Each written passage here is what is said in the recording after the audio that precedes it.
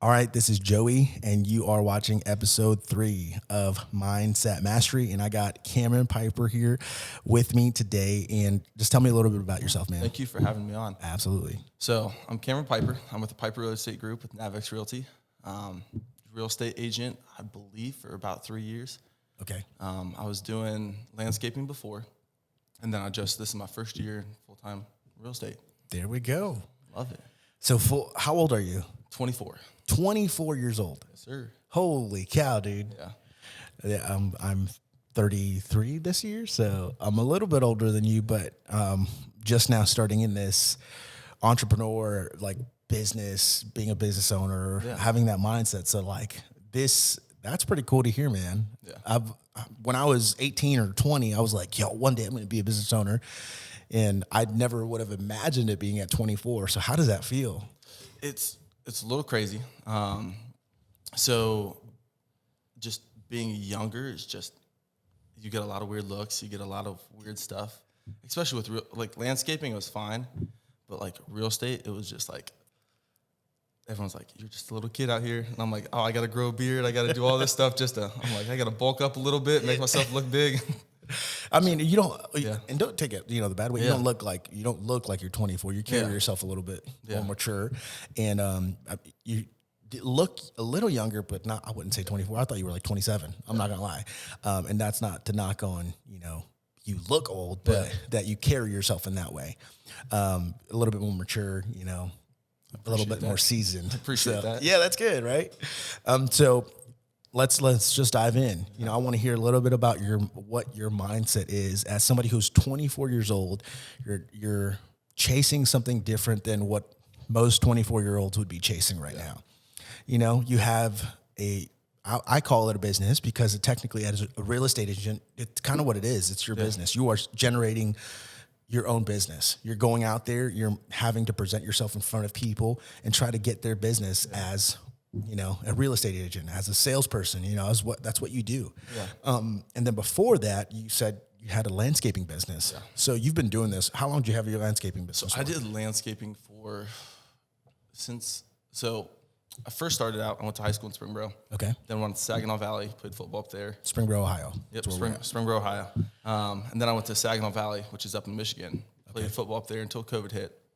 Once COVID hit, it was difficult because, I was college, I was 290 playing defensive tackle. Sheesh. And they had us wearing masks over our helmet, underneath our helmets. And I'm like, I'm already fat, dude. I can't run like this.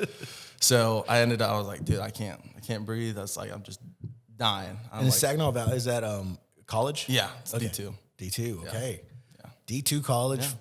Woo, defensive tackle? D-tackle, defensive end. Oh my gosh. Yeah. But it was fun. My body's not built to carry 290 like that. Yeah. And I was just dying. Especially during COVID with those masks and everything. Oh, dude, it was difficult. That's brutal. I was eating 10,000 calories a day just to stay. It was nuts. Absolutely insane. We had a drink they called Concrete. Absolutely disgusting.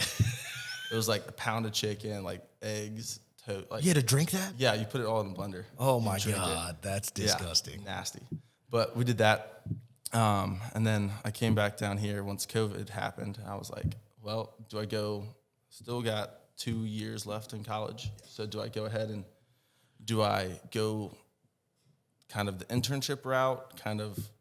I was going to be a project manager. Yeah. For construction and all that stuff. And I was like, do I go the internship route or do I just go and go my own way, see what happens? And I'm like, I got $500 in my name. There's nothing to lose. So either way, I'm going to be fine. Okay. So I went and I was like, well, let's just make a Facebook post and see what happens. Yeah. So I made a Facebook post and I had a Chevy Avalanche, a 2002 Chevy Avalanche. Okay. Ugliest truck alive. That's not great. That's not great. Not a good look. But all I would do is I made a Facebook post saying, hey, if you have someone who can't go to Lowe's, Home Depot, or anything like that, I would love to come just deliver your mulch. So I would just go deliver mulch. And I started out with just bags because it was the easiest way to do it. I'd just go to Lowe's, pick up bags, and then drop them off there. Yeah. And I I was probably losing money at that point. I was just trying to figure out business, trying to figure out all that stuff. Yeah. And then I got myself a trailer, another truck, all of that stuff, kind of grew that business up to being a pretty decent sized business. And then from there, it's just like, I was doing all of these things, and everybody kept calling me going, hey, like, we're going to sell our house. Can you go ahead and do some landscaping for it? And I was like, oh yeah, of course. It's literally what we do. So I'm like, do you guys have a real estate agent? And they're like, no. And I was like, well, here's Vicky Piper. Here's my mom. Can you go ahead and she'd love to help you out with the real estate process. So it was almost like just like a soft push for your mom, like just, hey, it was just soft knock. Or hey, whatever. I just was chatting with Linda down the street, and she needs an agent. Do you want to go over there? And she's like, yeah, of course. That's awesome. So you started your first business, technically was slinging mulch for people. Yeah. And I did that in high school too. So it was like kind of familiar, where I was like doing a little bit, but like, I was doing it for $12 an hour. So like, it's not a lot. Yeah, not a lot. So whenever I was rich. doing it, and whenever I first started my like real company, and I was kind of doing it with other people, it was like a deeper dive, and got to. Okay, so how old were you when you started? When you came back from college and you were like doing that? I believe I was like 19 or 20. Okay, so you're 20 years old and you're like, all right, I need to make some money right now. Yeah. Let's do something. Exactly. So what made you decide to start doing that instead of just go get a job, like delivering pizzas or, working at Kroger, like I grew up with my parents both being where my mom was a real estate agent. So that was very familiar. And I grew up knowing about businesses and knowing wealth, and like saying, if you want to do something, you have to do something that you're not going to be paid on the hour for. You have to be paid for your services and being efficient and all that stuff. Yeah. And so for me, it was a kind of an easy decision of going, okay. Yeah.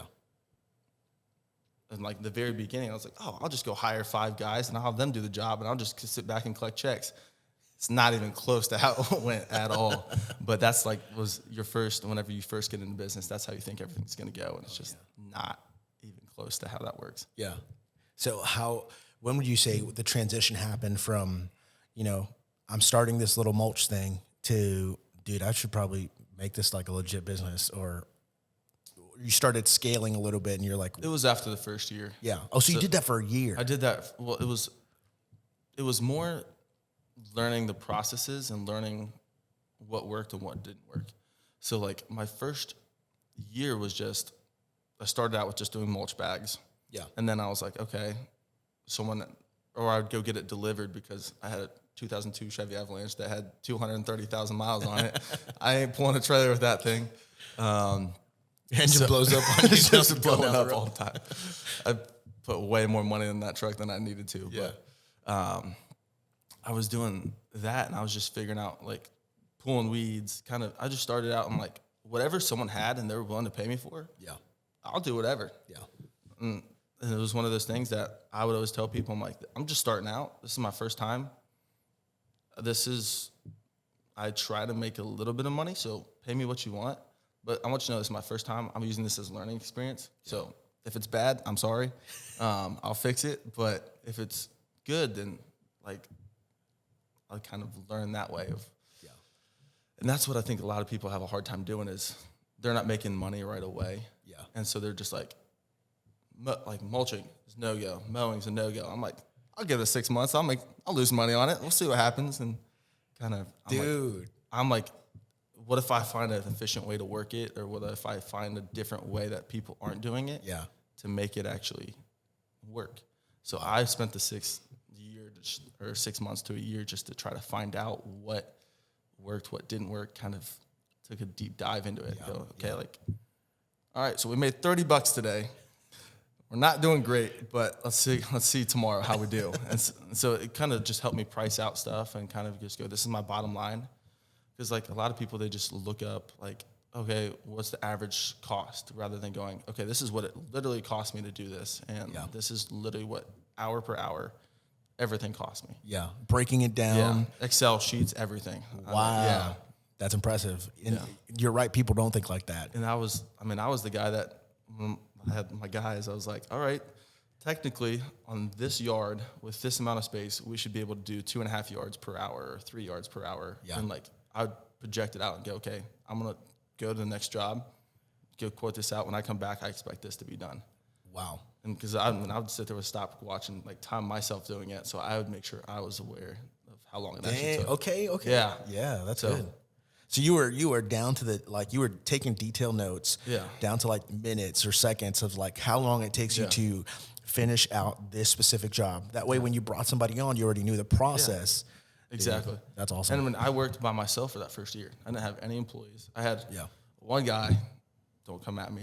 He was a guy from our church. He was a little young guy. Yeah. And he was like, I'll give you cash if you come help me out on like Tuesdays and Thursdays or whatever it was. Yeah. And I had to go pick him up at his house and all that stuff. But I mean, that's extra help. It helped you and move forward. And I was like, like that's all I could afford was just 2 days a week. And I'm Okay. like, 'cause I'm not making much. It was your first year. I mean.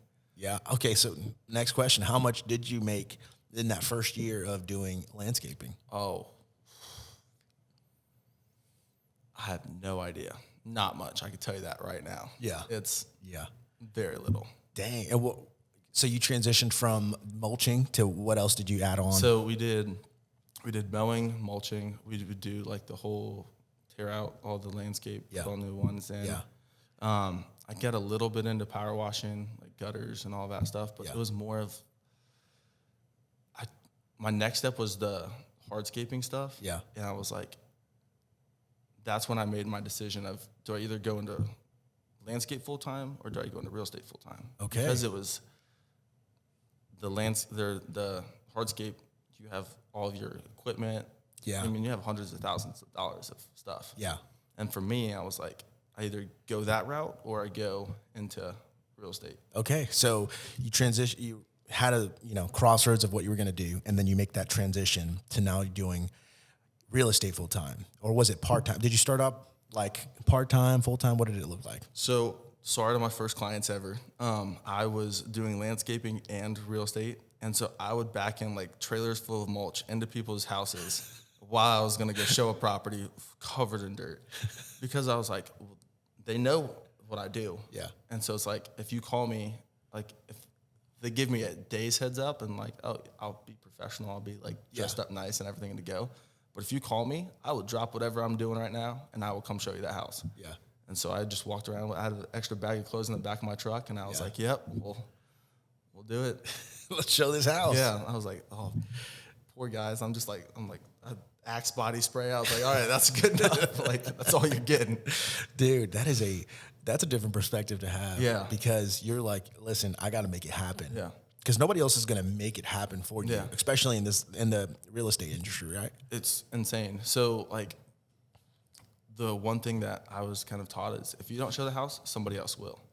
And so for me, I was willing to drop whatever I had to do, literally.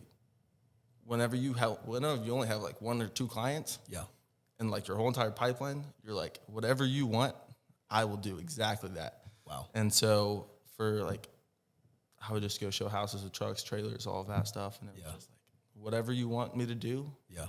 I don't know what you're technically supposed to do, because I grew up having a parent in the industry, but it's sitting down and actually like learning, okay, she did that, but what works for me? And so I had to sit down and go, okay, like, I want to see, do clients like it if I show up with a truck and trailer and I show up in the next 20 minutes? Or would they rather me go home, shower, and show up 3 hours later? Yeah. And 9 times out of 10, they go, Cameron, as long as you don't smell like absolute garbage and you're not dragging mulch around the house, Get here ASAP. just show it. Yeah. And so that's what worked for me, and that was like how I started.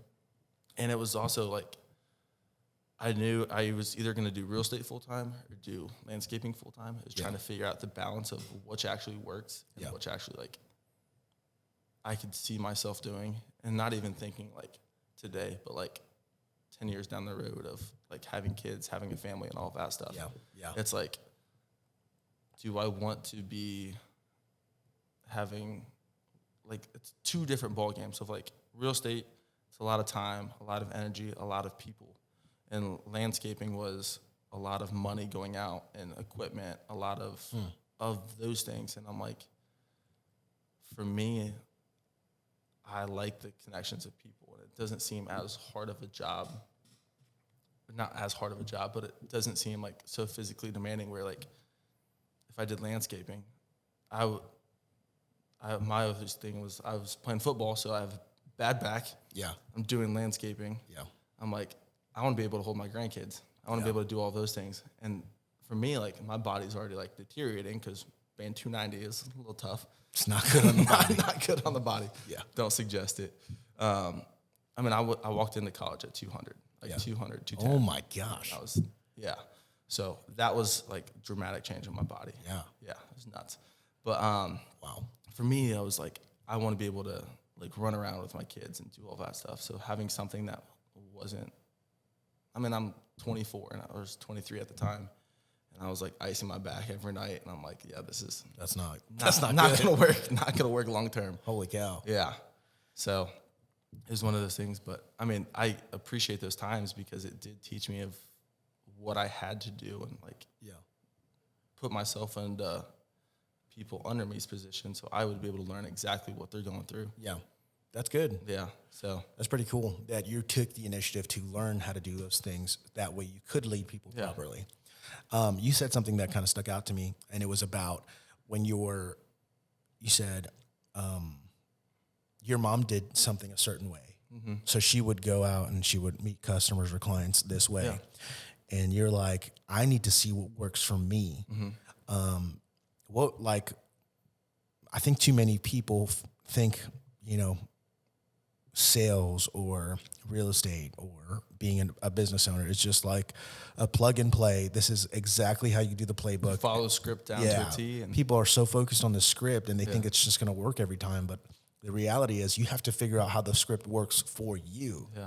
And like, what were some like big things that you're like, I need to shift this aspect of how I do it? Because I mean, besides the meeting customers, but like, how do you get leads? Because I mean, you told me this, and we could talk about this in here in a second. But you said your mom has been in the industry for a while, right? Yeah. But you also told me that she was not going to give you a single lead, so you had to go figure out how to get leads. So what was that like? So the one thing that I learned is I went from college, so no sales background, no nothing. I was just going to go, just find out what I was going to do. Yeah. To going into landscaping, and I was under the assumption, I'm like, why is like real estate leads so difficult? Like I'm getting all these leads with landscaping stuff. It's a total different ballgame. Yeah. So like I went from like landscaping where you could just do one job and that job turns into 3 jobs because they call the neighbors. You put a sign in the front yard, they're calling you. Yeah. And it's easy peasy.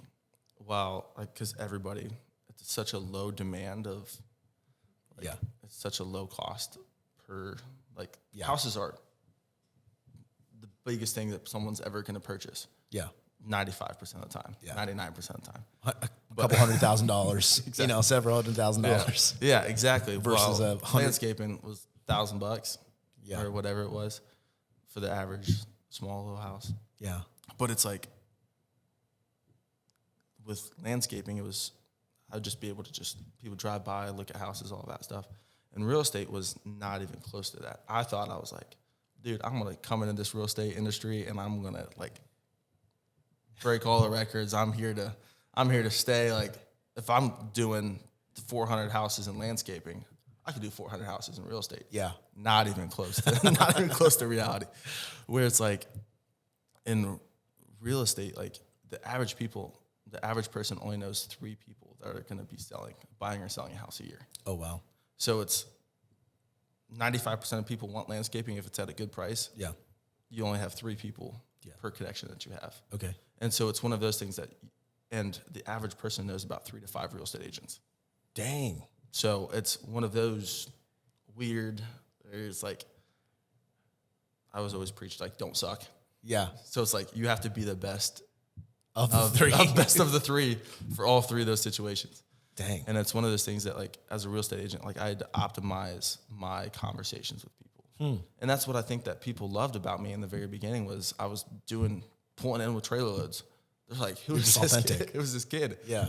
And it's just like, I'm literally whatever you want. I'm here to do whatever you need, whatever I can to help you out. I'm here to do it. Wow.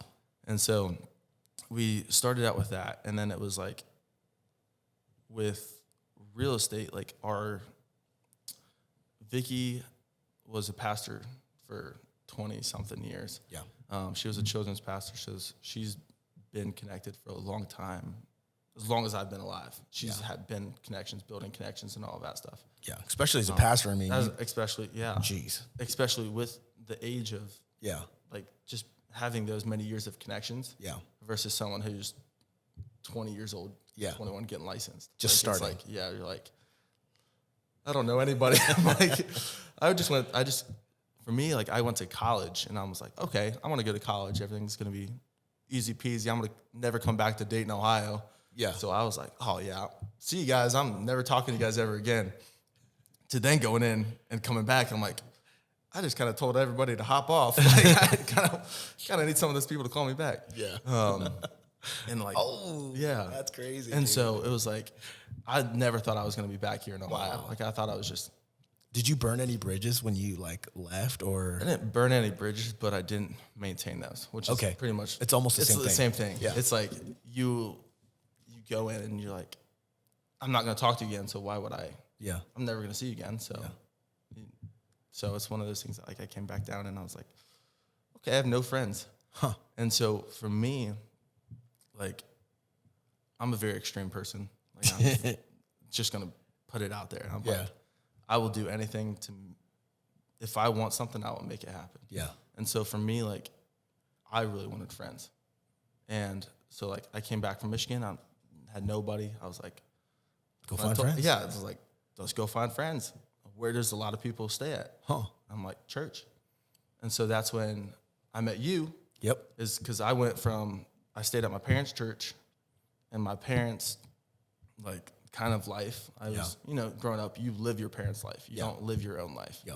As you live under the shadow of them, which you should. Yeah. But there's a time where you have to branch out and you have to do your own things. And that's when I was like, well, this church that I'm at is a great church. They have 12 kids. They have 12 people that graduated or that are seniors in high school to graduated college. Yeah. That's all they have. And they come back during the summers. And that's it. So I'm like, okay, well, I'm not going to be able to really have, I'd like to have more than 12 friends. Yeah. I'd like to have more than 12 friends. And so what I did is I literally went and I went to churches, and I met you, and then I went to like 5 or 6 different churches, and I'm like, I'm just going to try it out. If I find friends, I find friends. If not, I don't. Yeah. I'm like, I'm going to either be in the same position that I'm at right now. Yeah. With no friends. Or I'm going to go to those places and still have no friends, but I went to those places and I'm going to find something I enjoyed. You tried. Yeah, exactly. And so for me, I was like, well, I'm just going to go to friends. So I went to 3 services a day. Dang. Churches. And because I was just like, I don't know what I'm going to do. You're just trying to meet people. I got Sundays I'm off. Don't have friends. What else am I supposed to do? Yeah. So I just went there and I would just, in between services, I would just talk to people. And just say, hey man, I'm Cameron Piper. Nice to meet you. Just kind of just talk to them. That's exactly how you came across, dude. Like when I first met you, I was like, he's like, hey, I'm Cameron Piper. I'm like, okay, cool. Nice to meet you. I was like, like let's just literally just try to meet people. Yeah. And that was my number one thing. It's like I had no expectations. It's kind of like the benefit of walking into a situation with no expectations, but just saying, hey, I just want to be your friend. Yeah. That's all that mattered to me. Wow. And so like I didn't want to go in and be like, I'm going to sell you real estate. I'm going to do this. But I'm like, I just want to be your friend. Yeah. And if you happen to give me something, which I didn't even bring up real estate for a long time because I wasn't comfortable with it. Yeah. It was just like I'm learning this thing, but I'm not going to try to push me being a real estate agent or push me being a landscaper because in that first 6 months to a year, I'm learning. Yeah. So I'd rather not burn a bridge right away and say, hey, due to my incompetence, I'm not able to help you out. Yeah. Just because I don't know anything. I don't know anything about the industry. I don't know anything about that stuff. So I'm not going to burn a bridge with you, but I'm going to kind of learn on my own. And then once I'm ready, then I can go, okay, like, let me help you out whenever that time comes that you're ready for it. That's cool, and man. Let it be more of a subtle entrance than just promote, because that's the number one way people go bad is because they haven't done the time, they haven't done the research, they haven't done all those things to really learn the process. Yeah. And then that process is just tainted because they don't know anything. So you made a point to, you went out and you tried to do something because you didn't have it. Yeah. You did that, you know? And I feel like so many people just, rather than actually try, they look at the possibility of the failure or not succeeding. So rather than try, they just sit down and don't do anything. Yeah. And it's cool to hear that you did that, because I honestly, I did the same thing when I went to college when I was 24, 25, Lee University down in Cleveland, Tennessee. And I didn't have any friends there. My sister had gone to the school. She had a couple people she knew. I had 0 friends. And I was like, honestly, I'm coming here because, 1, I want to get connected to people, and 2, I'm trying to find a wife. I'm trying to get wifed up, you know, I'm trying to meet somebody. Yeah. So it's hard to do that by yourself. Exactly. And I didn't want to go to like bars or clubs or anything. Like, that's not what I wanted to be around. Yeah. I wanted to be around good people. So this is Christian University is where I went to. And my sister was a part of like a singing group. They called it Campus Choir. And in the group, there's like 120 people, 150 people. So I was like, well, I can sing. So, you know, let me go over there. I'll meet 150 people right off the bat, my first semester there. And then who knows how many more people I'll get. And literally with that same semester, I joined the group. And of course, I met 150 people. The next semester after that, I met my now wife, Natalie, in that same group. But I connected with a ton of people all across the U.S. Who have different jobs in ministries and different jobs as business owners now. But it was taking that first step of like, even if it's scary, you know, I can't just sit here and expect to receive friends if I'm not going out to try to do something. Yeah. I can't expect this to just come to me if I don't actually put the effort in trying. And if I try and nothing happens, well, I could say I tried. Yeah. But there's something about being okay with trying and failing. There's something about that. You're going to either be in the same exact spot where you were, not having anything, or you're going to be exceptional. Or you're going to find out what didn't work. Yeah. And you can take that and just go, okay, like the thought, let's move it to next church. Let's try this instead. Let's go to this church. Okay. What there? Yeah, we got 2 services though, so. That's awesome, man. So going back into, you know, the real estate mindset, and now talking about a little bit about what being a real estate agent is and how similar it is to that aspect of like, you kind of have a little bit of a dog in you to, you know, not be afraid to fail and try something and be okay if it doesn't work. What is it like when you sign up for a leads program, or how do you generate leads besides, you know, talking to people and knowing people? But if you sign up for some kind of lead system, what is that like? And is it just like they're going to hand you something and then you can magically get calls and magically get sales? What does that look like? I wish it worked that way. I wish it was just you sign in here and then you get all these leads and they're all great leads. Yeah. That's not even close to how it is. So the way it works is that you have different lead sources. Like, so there's like Dave Ramsey leads that we have. There's also like just pay-per-click leads. And there's just, my biggest one is sphere of influence, of just knowing people and knowing that stuff. So that's your best lead source, is just having people that know you and that have worked with you before and just go, I like Cameron, I want to work with him. Yeah. Second best is probably just going out and just doing the pay-per-clicks or the Dave Ramsey leads. Of those leads, they get sent to 3 other agents, and those leads, they get sent to 3 agents, and you just have to compete. And so it's one of those things that you're like, oh, there's 3 other people. Like, I gotta beat out. So it's like, okay, interview all 3. Yeah. You let me know if I win that one. And so it's like, the biggest thing that I keep saying this is my biggest saying that I say is like, you can't suck. Don't suck. Don't suck. Don't suck. That's going to be the tagline of this podcast is don't suck. Don't suck. You just don't have time to suck. You don't have, you're wasting your time if you suck. Yeah. So if you can't compete with 3 other agents, then why should that person choose you in the first place? What does that look like? What does it look like to not suck as a real estate agent? It's you have to know what you're doing. And that's like, there's so many, with real estate, you have so many different complicated processes and so many different scenarios of what happens, because you're seeing the inside of people's lives. You're seeing the good, the bad, the ugly, and the terrible. I mean, whether that's just a family member that died, or you just got someone that just got married. Wow. It's one of those things that you have so many scenarios. And so being comfortable with knowing the information, of doing the time to do the research, know your contracts, know all of that stuff.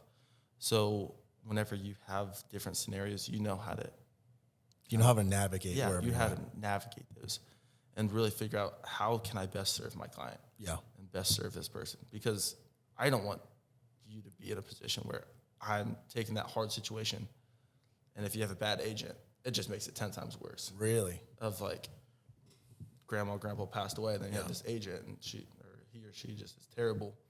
Talk a little closer to the mic. And he or she is just terrible, and it's just like, I can't. This has just made the process 10 times harder for us as a family, and all the grieving, and now you have stress involved of selling and all of that stuff. Dang. So it's one of those things that you have to like learn your programs, learn the process, do your time. And that's why, like, in the very beginning, I didn't push at all. I didn't push to become an agent. I didn't push to become your agent. I didn't push to become like anybody's, because I wanted to be like, if you came to me, I would want to know the answer before, and do the time of like, in my head, playing those calls, doing those things. I mean, I would sit there and just watch YouTube videos and just watch people do cold calls. Really? I mean, that was like my YouTube feed for like the last 2 years, was just like cold calling. Because I was like, okay, if I'm going to do cold calling and I'm going to spend this money on cold calling, I want to be an expert at it. Yeah. I don't want to spend $500 or $1,000 and suck at it. So it's one of those things that I'm like, okay, I'm going to watch someone else do it. So there's a guy on YouTube. I don't even know his name. But sorry. But he would just do like the live feed of cold calling, and then he would just he'd just record himself and then post it, and I'd be like, okay, I liked what he did there. I would just literally sit down with a notepad and watch the YouTube video, and write down what things I liked, what things I didn't like. That's good. And sit down and go, okay, like this works, this doesn't work. It worked in this situation, but I would have done this better, or I would have done this different. And it's like taking those steps and taking those things to be like, okay, like, wow, I got to learn. I got to not suck. So. Dang. Wow. So you were, my wife told me something that you do, because you have a lead program or something that you do.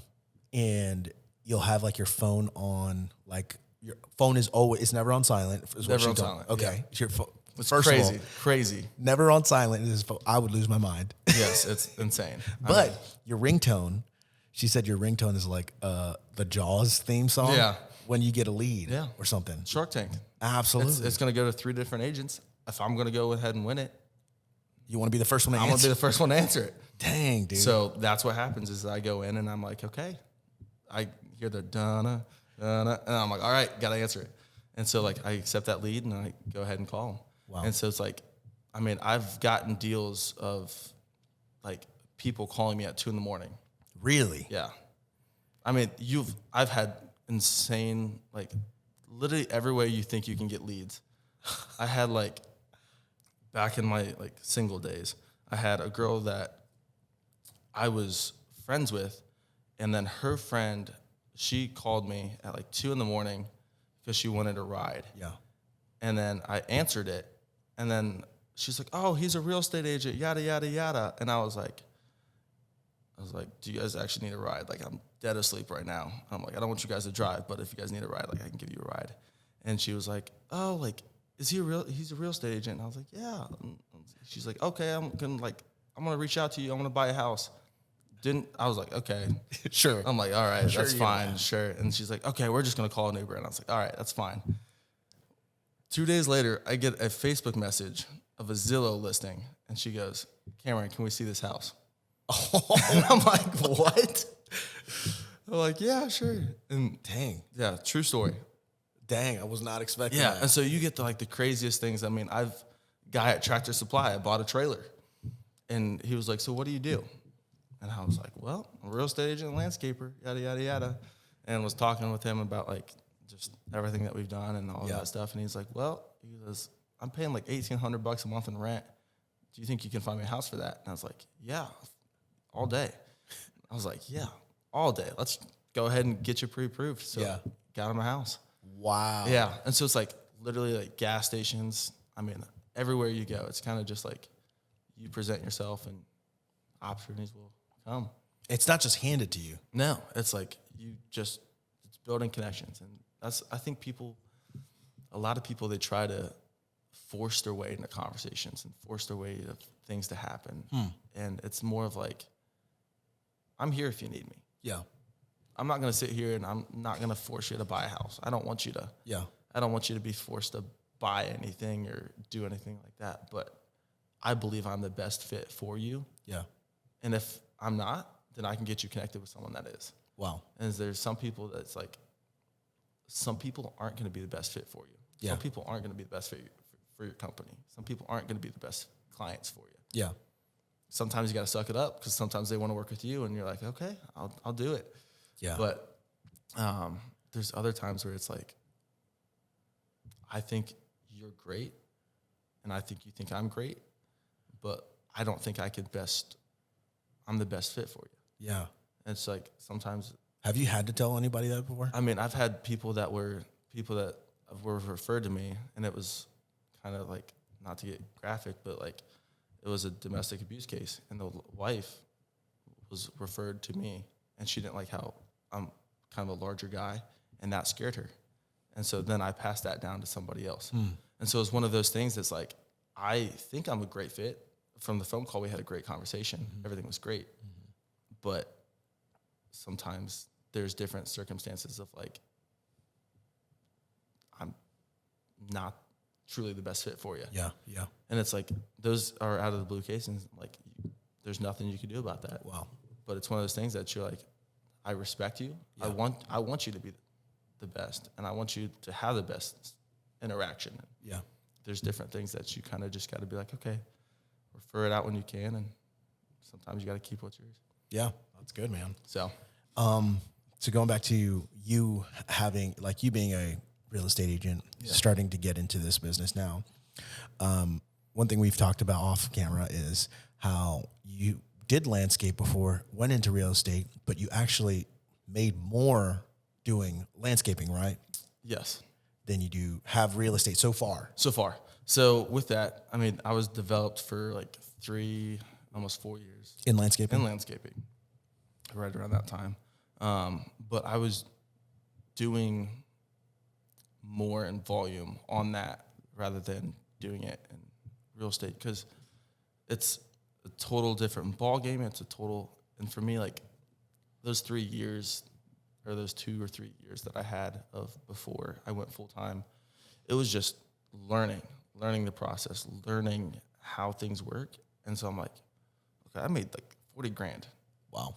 I'm like, from going from a landscaping and doing it with a lot of guys, a lot of trucks, like all that stuff, and having your own set business where you're making good money, to then going in like, okay, I sold like 5 houses, 6 houses this year, and that's it.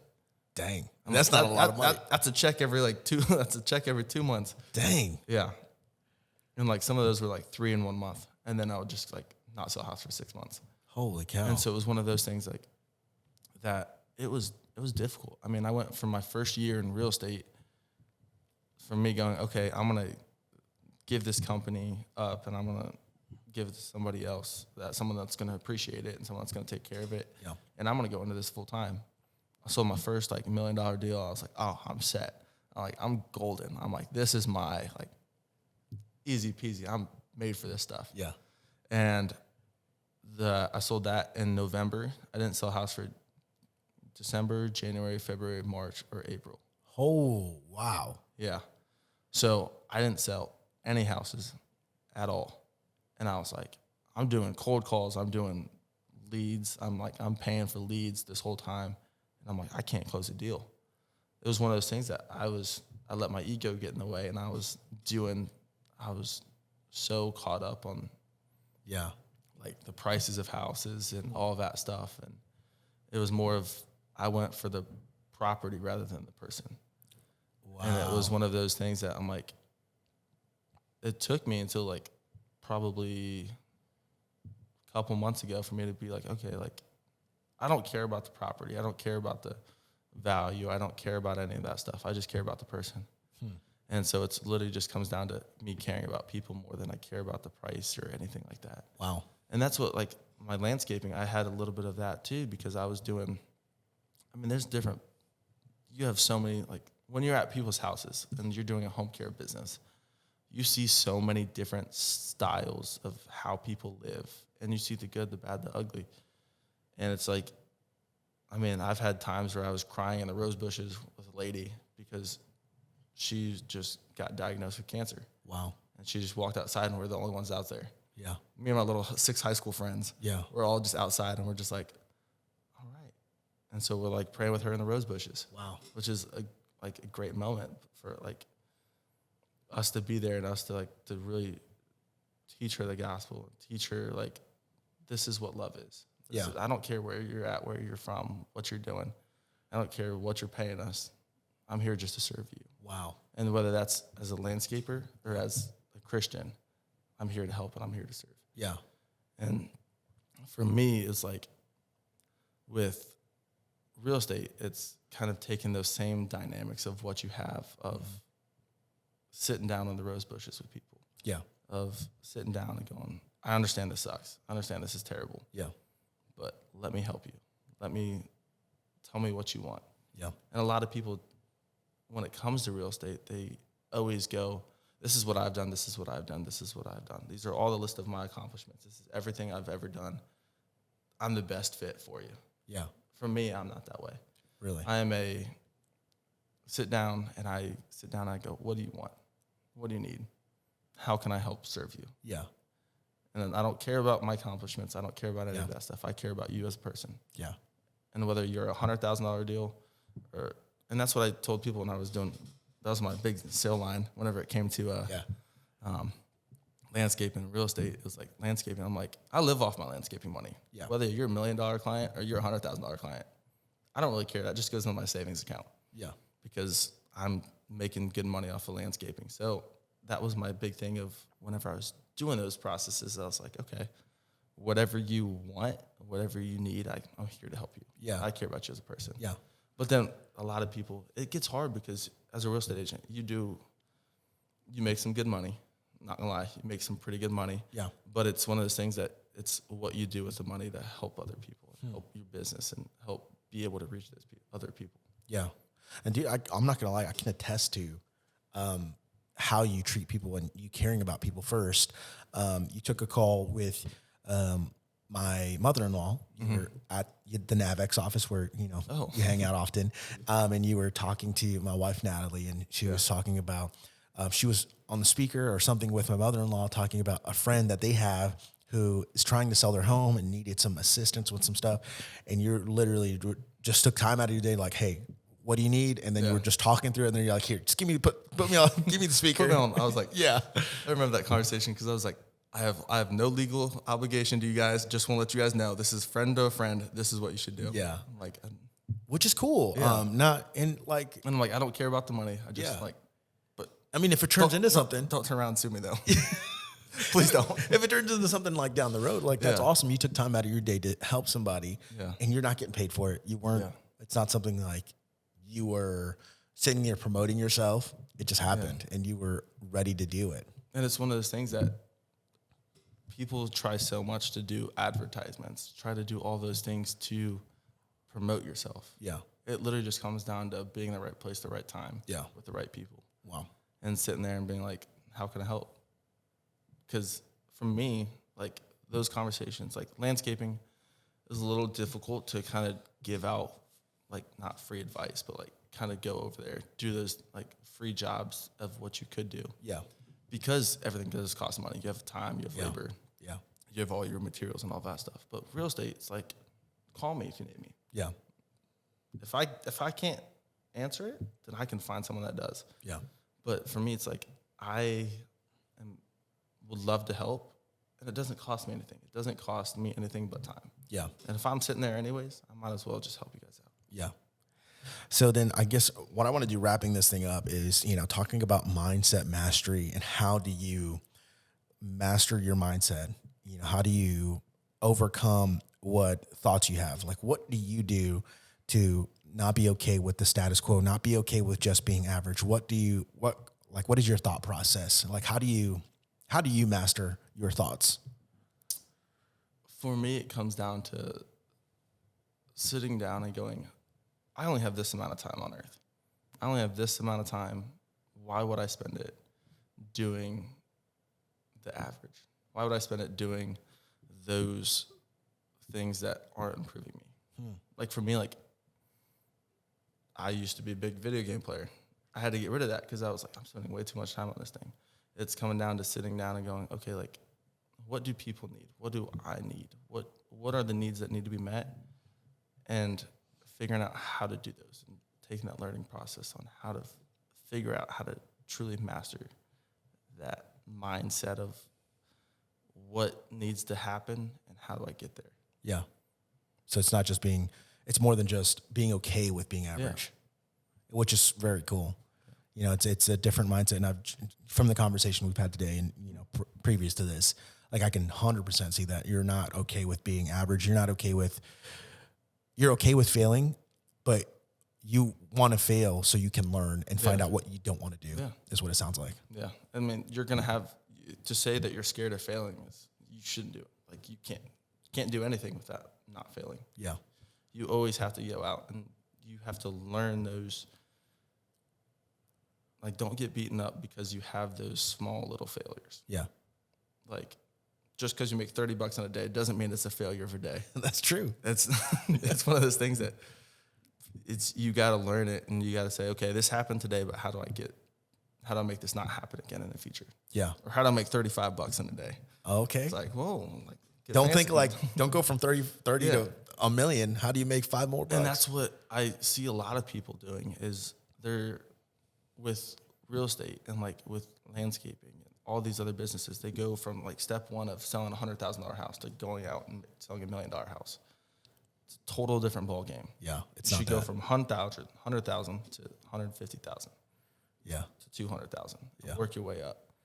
And occasionally you have some that are higher, and occasionally you have some that are lower. But it's finding out the middle ground of let me do my time. Let me do my steps on how to get where, like, those $1 million people, they're not going to want someone that's brand new, and they're going to want someone that's experienced and that has the sales and that has the past to do those things. So it's taking the time to learn this, is I think is the number one thing that kills people is they just try to jump too far ahead.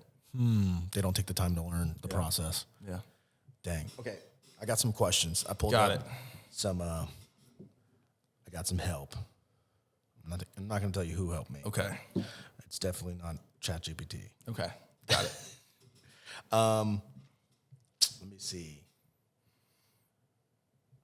You weren't really an employee, so I don't want to ask you this question. So just ask it. Okay. Can you share your journey from being an employee to becoming a business owner, That's actually a good one because I went from landscaping where I wasn't an employee. I was the owner of it, but I was an employee because I was a full-time babysitter. Yeah. I went from full-time to just managing people and managing all the assets and like all the day-to-day lifestyle, where my full-time job I wasn't out marketing. I wasn't out doing that stuff. I was just being an employee by running my Gatorade bottles out to everybody, making sure everyone was where they were supposed to be, to going into real estate, which was a business owner of like, okay, it's just me. Yeah. I have like a transaction coordinator and a social media specialist, but I don't have anything that's like, I don't have like day-to-day people cold calling or anything like that. Yeah. It's just straight, how do I figure this out? And so with that, it's the biggest mindset change is how do I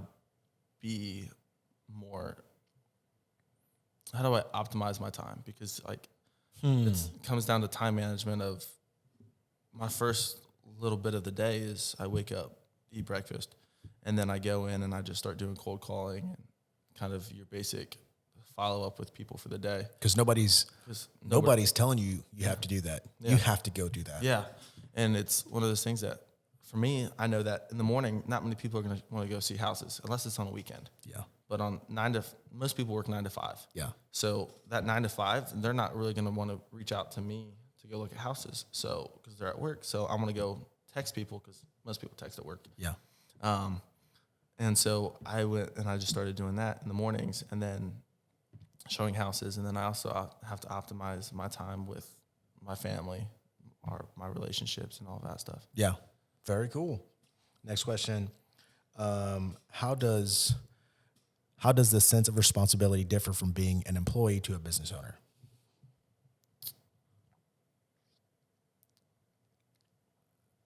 And you can look at it as a manager because that's kind of what you did when you were. I would say, for me, I know myself as the business owner. I know myself down to a T. Like I know how I function. I know everything, like on how I work throughout the day. When it was the mindset change went from the landscaping side was, I wonder what everyone else is doing. I was so worried, and so like my stress level was so high with that. Where I was so worried about guys falling asleep on a lawnmower. Put it in park, sit in the shade, and have a guy put it in park, sit in shade, and I was drinking his lemonade in the back and fell asleep on a lawnmower. So like stuff like that. It's like I was always wondering about everybody else, but now I'm like, I only have to worry about myself. And one day I'm gonna have to expand the team where I have other people. Yeah. But it's finding those right people and finding those people that match your values. Yeah. Because for me, like a lot of people, when they have a team, they just kind of bring on anybody who wants to be on their team. Yeah. I'm not that way. I'm like, I want you to be like a stand-up person. I have expectations for everything. Yeah. And I'm very, very picky. There you go. Yeah. That's good. Which as you should be. You should. Yeah. And with your friends, your family, and all that stuff, you should be as picky as you are on yourself. There you go. Because you're going to turn into, those people will turn you into yourself. Yeah. That's good. Let me see. Okay. How has your approach to work and life balance changed since going from landscaping to real estate? Repeat the question.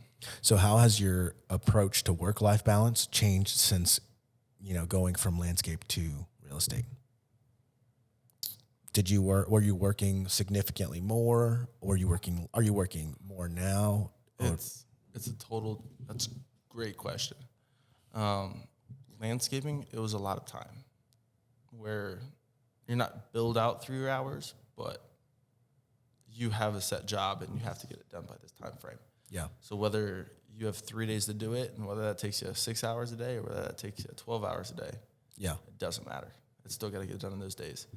While real estate's a little bit easier to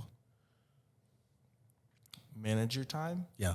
Because you're not set to a strict deadline of you have to do this job to completion that takes 20 hours in 2 days. Yeah. It's building a relationship and building that comfort level. And that's the hard part with real estate is like, you don't know how long it's going to take because some stuff, it's super duper easy to, some stuff is easy. Some people take it a lot easier than other people. Yeah. And some people take those hard conversations and they need 10 hours on the phone call from conversations. Dang. Or you got to take them to lunch. You got to do those things. And so it's like, it's a different type of time management. Yeah. Where as a real estate agent, like it's more awkward hours and it's more of like, I have time with like Lexi and we're like talking and all that stuff. And like, we're sitting on the couch watching movies. And it's like one of those things. It's like, I'm able to do these more because I'm not landscaping, because I'm able to actually be home and be present. But if something does happen or someone does call me, I do have to take those calls. And that was, You can't just leave it. yeah, you can't just be like, oh, they'll be fine tomorrow. Yeah. Because No, somebody else could get that tomorrow. it's somebody else can get that tomorrow, but it's also, these people are so stressed out with, this is a lot of money. Yeah. I mean, trying to sell something that someone has $10,000 to their name, and you're trying to sell them something that's $200,000 or $100,000 or whatever it is. That's a lot harder than selling someone that has $10,000 to their name and trying to sell them for $100. Yeah. It's a lot, total different. That's true. And so, like, they're more willing to kind of be like, oh, get back to me whenever. Yeah. Well, the real estate side of things, they are, Cameron, we're, like, so nervous. Like, we don't even know if we're able to get this house, like, all that. So it's, like, it's a total different ballgame. Yeah. Okay. Next question. How has your approach to personal and professional development changed since going from landscape to real estate? So, like, did you take like a lot of courses or? I didn't take any courses. Wow. It's, the mindset change was from, like, landscaping. It was the only way you can grow in, like, landscaping, in my opinion, is get more people. While, like, the real estate, it's become more efficient. Because, like, landscaping, you had to bring on, if you have more jobs, then you have to have more people to fill those jobs. That's the only way. Yeah, that's the only way. You can become more efficient and you get it done a little bit faster. Yeah. But you're not going in and having 3 guys do 100 jobs a week or whatever. Yeah. It's like, it's impossible. Yeah. Well, real estate, it's like become more efficient. And it's like mastering your craft of doing your YouTube. Like, for me, like, I drive like 4 or 5 hours a day, probably just showings and all that stuff. So it's a lot of podcast, a lot of YouTube, and it's like, What kind of podcasts or YouTube are you listening to? I'm pretty much basic. I mean, Alex Ramone, Alex, Or Mosey. yeah, Yeah. and then he's good. It's a great podcast, but it's more of trying to understand what he actually says and or applying it to your life. Yeah. Because he speaks for a lot of big businesses. Yeah. A lot of small businesses try to be big businesses. Yeah. And they try to follow the same mindset, and it's not the same mindset. Yeah. It's different. It's totally different. But understanding, okay, saying, like, some stuff he says is like, find somebody below you that's, you could pay for less value, but like the employee, for me, that first 6 months of landscaping, it was a lot easier just to pay a kid $15 an hour, Yeah. $20 an hour just to go do that and charge him $40. But I wouldn't have known the time changes, or I wouldn't have known all the stuff that I know now because Yeah. I did all those things. And so, like, some stuff is great and some stuff is like, you got to take it into levels. And that's what a lot of people have a hard time understanding. Yeah. Is you got to take everything in levels and take everything into consideration. So podcast and being good with your money. Dave Ramsey. Yeah. Love Dave Ramsey. There you go. How does this long-term perspective differ from the shorter term often required as a employee or manager? So how does this new perspective as a real estate agent change? How is it different from being just a landscaper? Because I know you have more goals than just where you're at. So what does that look like? I think it's always changing. And that's like my goals are always changing because I'm learning. I'm not in the process of, I've done this for 15 years. I know where exactly I want to be. I'm still in the process of going, okay, like, I want to learn. And so I have a lot of, like, micro goals of going, I want to learn this. I want this situation to happen so I can go, let me learn that, how to work that better. Yeah. And so it's like, for me, it's more, I'm in the learning process right now. Yeah. It's kind of going from, like, landscaping, building yourself up, to being, like, a little bit of an ego because I was good. I mean, making $500,000 a year as business is pretty good. Yeah. It's not bad. Yeah. So then going back down to real estate, where I'm like, okay, this is still learning everything. I'm just got into being a baby, and everyone's like, all the people, like, it's an industry full of Yeah.